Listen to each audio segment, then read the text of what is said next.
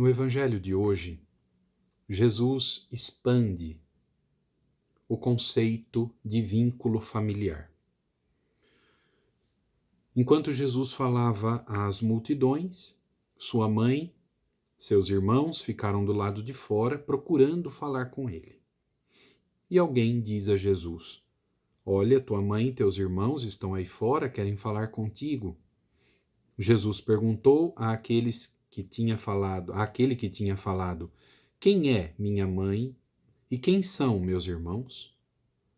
E estendendo a mão para os discípulos, Jesus disse: Eis, minha mãe e meus irmãos. Todo aquele que faz a vontade do meu Pai que está nos céus, esse é meu irmão, minha irmã e minha mãe. Nós podemos, em primeiro lugar, destacar que irmãos de Jesus, neste trecho do Evangelho, está para parentes.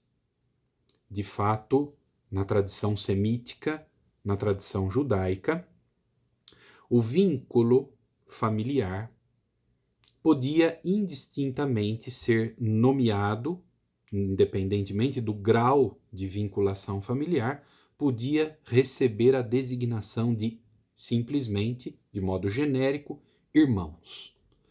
Primos são considerados irmãos, porque pertencem todos a um tronco comum, a uma linhagem comum de descendência, de vínculo familiar.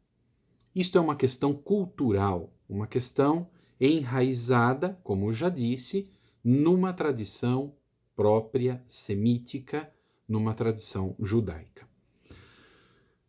Podemos citar, inclusive, como exemplo, que no Antigo Testamento, Abraão é considerado pai de todos, pai de uma multidão. Ora, ele é um tronco a partir do qual muitas ramificações surgem. Se ele é pai comum, todos podem se denominar irmãos uns dos outros, independente, repito, do grau de parentesco.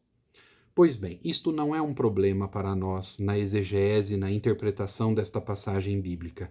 Desde a antiquíssima tradição cristã católica, desde São Jerônimo, esta é uma interpretação muito bem aceita e compreendida. Portanto, aqui nesta passagem do Evangelho não está em questão a virgindade perpétua de Nossa Senhora, não está em questão se ela teve ou não outros filhos. A tradição católica vai sempre proclamar a sua virgindade perpétua, mãe do Filho de Deus feito homem em seu ventre virginal. Nossa Senhora não teve outros filhos.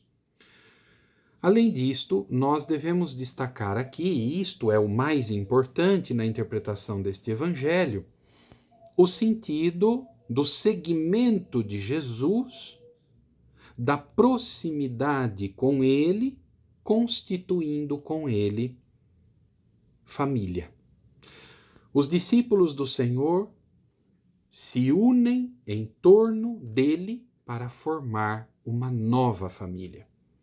E deste núcleo primeiro, que nasce do anúncio do reino de Deus por Jesus Cristo, do assumir, do chamar os primeiros discípulos, os primeiros apóstolos, deste núcleo inicial, é que então nascerá a igreja.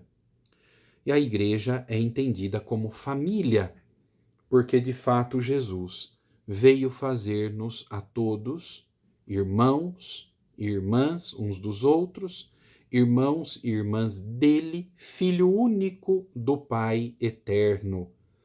Se somos irmãos e irmãs uns dos outros, irmãos e irmãs de Cristo, formamos, portanto, uma única família. Peçamos hoje ao Senhor que nos ajude a viver o seu seguimento de modo coerente.